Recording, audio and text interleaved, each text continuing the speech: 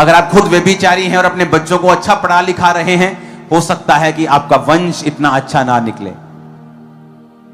जब दाऊद ने पाप किया तो उसने नतान नबी ने आके कहा कि तुमने गुनाह किया है। उसने कहा मैं माफी मांगता हूं। नतान ने कहा जा, प्रभु ने मुझे माफ किया। अब लोग इतने गधे हैं, उनको आत्मिक चीजें जल्दी समझ नहीं आती। अब दाऊद के टाइम में भी नतान नबी को पकड़ लेते, यार तूने कैसे माफ कर दिया, अगला पाप करके आया, अगला कत्ल करके आया, अगला बेरेप करके, तूने कैसे माफ कर दिया। अरे माफी उसको आत्मिक मिली है, दाऊद की सजा माफ नहीं हुई। फिर वचन कहता है दाऊद के घर में तलवार चली, जिस तरह उसने तलवार चलाई थी, उसका बेटा मारा गया। दाऊद को नंगे पांव उन्हीं पहाड़ों पर भागना पड़ा अपने राजा की कुर्सी को छोड़ के। जब तक दाऊद मरा नहीं, उसके परिवार से तलवार कभी अलग नहीं हुई। माफी का मतलब कॉन्सिक्वेंसेस खत्म होना कभी नहीं है। पश्चाताप कर लिया कि अब मैं परमात्मा से जुड़ गया हूं, अब मैं दोबारा ये सब पाप नहीं करूंगा, दोबारा रेप नहीं करूंगा, दोबारा कत्ल नहीं करूंगा।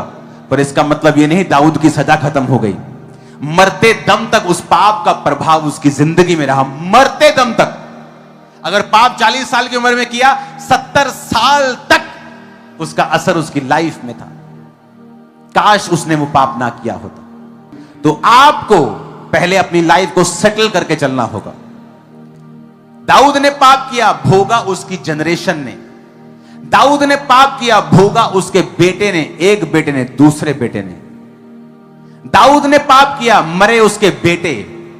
तो बी अवेयर कि आप जब पाप करते हैं, सिर्फ वो आप ही को नष्ट नहीं करता, आपके परिवार, आपके फाइनेंस, आपकी सेहत को भी नष्ट करता है। एक पास्टर जब पाप करता है, उसकी कलीसिया भी नष्ट होती है, उसकी कलीसिया भी दुखी होती है, उसकी कलीसिया भी दुख झेलती है। इसीलिए कहा जाता है अपने अपने अगुओं के लिए प्रार्थना करो।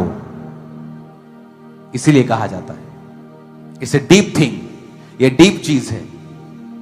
पाप तो दाऊद के बेटों ने नहीं किया, पर असर उनकी लाइफ में था। दाऊद को 1 सेकंड में माफी मिल गई।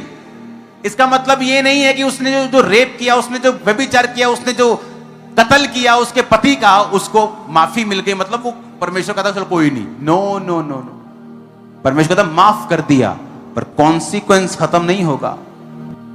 70 साल की उम्र में जब दाऊद अपने बिस्तर पे था और आखिरी सांसें ले रहा था, तब तक उसके घर में लड़ाई चलती रही और एक भाई दूसरे भाई को तलवार से मारता रहा। क्योंकि परमेश्वर ने कहा था जिस तरह तूने एक निर्दोष पर तलवार चलाई है, तलवार तेरे घर से कभी भी दूर ना होगी, क्योंकि जो मनुष्य बोता है वही वो काटता है।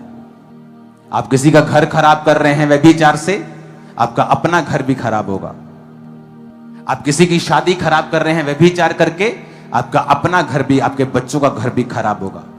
कांटे बोकर आम की फसल की एक्सपेक्टेशन मत करें, मूर्ख मत बने, क्योंकि मनुष्य जो बोता है, दूसरा कुरिन्थियों 9:6, जो थोड़ा बोता है थोड़ा, जो बहुत बोता है वो बहुत काटता है।